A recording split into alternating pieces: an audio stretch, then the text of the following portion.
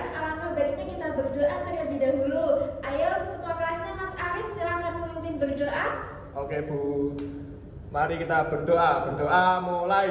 Bismillahirrahmanirrahim. Sebelum memulai pembelajaran, Ibu ingin kalian tengok kanan, tengok kiri. Ayo dilihat siapa temannya yang tidak berangkat hari ini. Berangkat semua?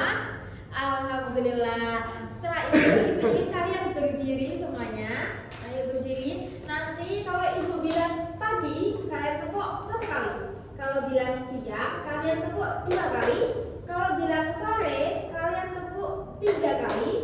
Kalau malam, nggak usah tepuk. Soalnya kalau malam tidur. Siap? Siap Bu.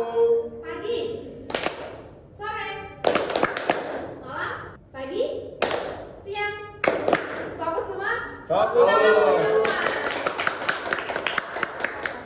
Jadi anak-anak, jadi kemarin kan kita sudah belajar tentang haji terakhir Rasulullah. Ada yang masih ingat apa nama haji terakhir yang dilaksanakan oleh Rasulullah? Haji Pada Bu. Betul sekali Mas Aris. Nah, haji terakhir Rasulullah, beliau menyampaikan satu pesan. Ada yang masih ingat isi dari pesan tersebut? Saya Bu, Ayo Mbak Muna.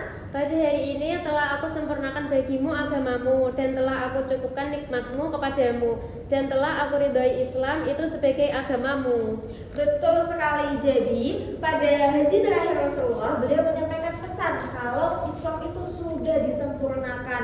Nah, kalau Islam sudah disempurnakan, artinya Rasulullah itu sebentar lagi akan wafat. Kalau Rasulullah wafat, siapa yang akan menjadi pemimpin setelah Rasulullah? Ada yang tahu pemimpinnya siapa? Abu Bakar Bu. Betul. Ada yang ingin menjawab lagi? Ali bin Abi Thalib Bu. Terus ada yang ingin menjawab lagi? Khulafaur Rasyidin Bu. Betul sekali Mbak Naini. Sekarang Ibu mau tanya, apa di kelas ini ada ketua kelasnya? Ada. Siapa ketua kelasnya? Aris, Bu. Ayo Mas Aris, Ibu mau tanya, kenapa sih di kelas itu membutuhkan ketua kelas? Supaya kelas lebih tertib. Betul sekali. Terus ada yang mau jawab? Itu untuk memimpin teman-temannya. Betul sekali Mas Nafal. Jadi setiap kelompok atau setiap kelas pasti membutuhkan yang namanya pemimpin. Juga umat Islam, kalau Rasulullah wafat pasti harus ada yang menggantinya.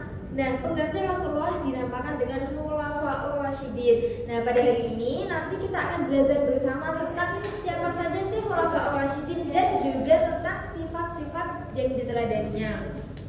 Nah, hari ini kita akan belajar bersama tentang siapa saja sih Khulafaur Rasyidin dan juga sifat-sifat beliau. Nah, Ibu juga ingin kalian bisa meneladani sifat-sifat beliau di kehidupan sehari-hari. Contohnya, Mbak Muna nanti di kelas 5 ditunjuk jadi ketua kelas. Mbak Muna gak usah takut, kan sudah mempelajari sifat-sifat Khulafaur Rasyidin. Ada yang sudah tahu Khulafaur Rasyidin itu ada berapa? 4 Bu. Siapa aja sih Khulafaur Rasyidin itu? Ali.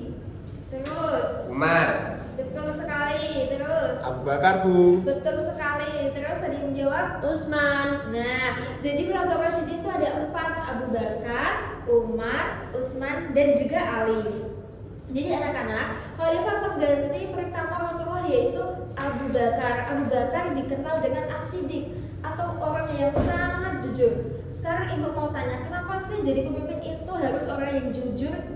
Agar supaya dipercaya. Betul sekali Mbak Rina, supaya dipercaya. Ada yang mau menjawab lagi? Saya dipercaya teman Bu. Betul sekali. Jadi kalau kita menjadi pemimpin, kita harus meneladani sifat yang jujur agar nantinya orang dapat senang kepada kita, orang dapat nyaman dengan kita. Contohnya, kalian menemukan uang 10.000 di halaman sekolah. Apa yang mau kalian lakukan dengan uang itu? Buat jajan mungkin Bu. Apa yang lain setuju uangnya dipakai untuk jajan? Tidak. Kenapa gak setuju? Kan bukan uang kita, Bu. Betul sekali Mbak Muna. Jadi kalau kita menemukan barang atau uang dari orang lain, sebaiknya harus itu dikembalikan. betul sekali Mas Nafal. Yang lain? Diserahkan ke guru Bu.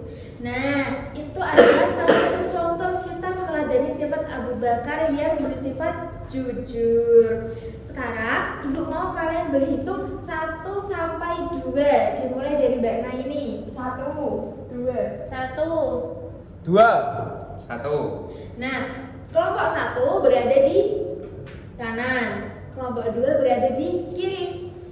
Oke. Satu.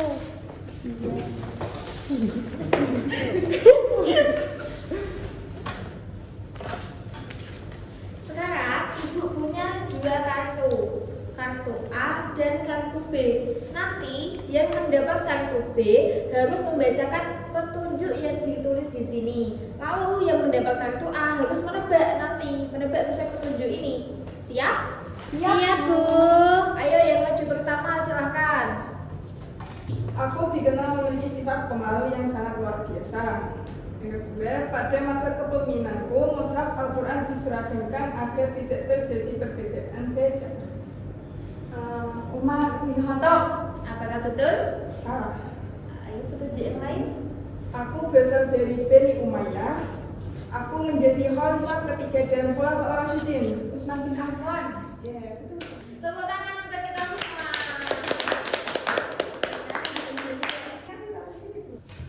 Sebelum kita akhiri pembelajaran hari ini, Ibu mau tahu hari ini apa saja yang sudah kita pelajari? Ada yang bisa menjawab?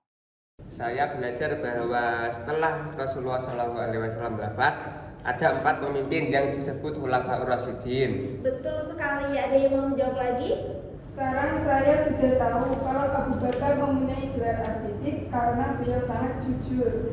Betul sekali, Mbak Rina. Sekarang menurut kalian sifat-sifat Khulafaur Rasyidin apa yang akan kalian terapkan dalam kehidupan sehari-hari? Saya mau jadi orang yang jujur seperti Abu Bakar As-Siddiq. Masya Allah Mas Aris, kenapa sih kok pengen jadi Abu Bakar As-Siddiq dengan sifat jujur? Karena kalau kita jujur itu orang lain akan lebih percaya kepada kita, Bu. Luar biasa, kalau kita jujur kita akan disenangi orang lain akan nyaman dan percaya dengan kita.